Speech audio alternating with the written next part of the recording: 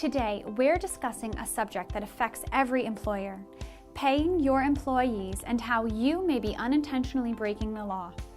Welcome to HR Over Coffee, a series brought to you by the experts at HR 360, where you will learn how to effectively hire, manage, and terminate your employees.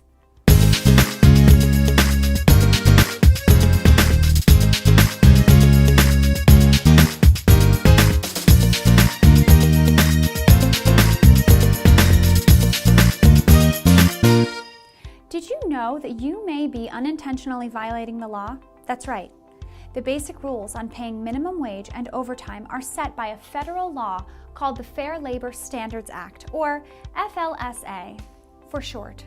However, some of the most common pay practices can cause you to fall out of compliance with the law. Before we begin, a quick note about the importance of state wage and hour laws. When both the FLSA and a state law apply, the law setting the higher standards must be observed. So be sure to check your state's laws and ask an employment law attorney if you have any questions regarding your responsibilities. Now let's take a look at some common mistakes under the FLSA. Do any of these statements sound familiar? Despite common perceptions, salaried does not necessarily mean exempt. Never assume that just because you pay your employees a salary that they are not entitled to a minimum wage and overtime pay protections. Similarly, giving an employee a high-ranking job title, such as manager, does not by itself determine the employee's status. In order for an exemption to apply, an employee's specific job duties and salary have to meet all the requirements for the exemption claimed. No matter how loyal or diligent they are, non-exempt employees may not be allowed to work for free. They must be paid for all hours worked, including time spent doing work not requested by the employer but still allowed. These off-the-clock tasks might include, for example, an employee staying late to finish waiting on a customer or taking work home in the evening to meet a deadline.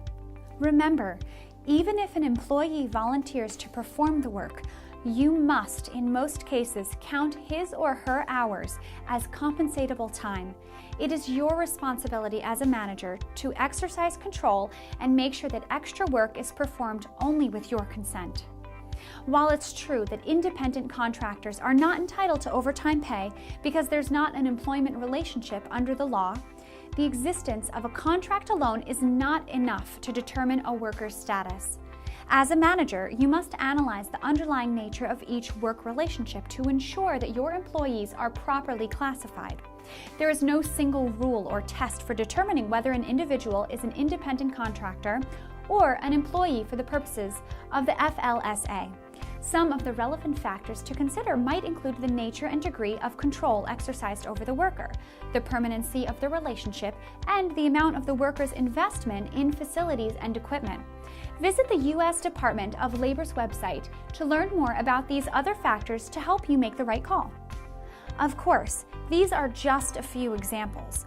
The rules governing classification and payment of employees are quite detailed, but if any of the preceding statements apply to your company, it's a good sign that it's time for a compliance evaluation. And, depending on your state, remember that specific wage and hour laws may also apply. That's why it's always a good idea to consult a knowledgeable employment law attorney if you have any uncertainties. To learn more about our subscription options to our HR library with over 500 downloadable forms and policies, go to hr360.com and click on the Products tab.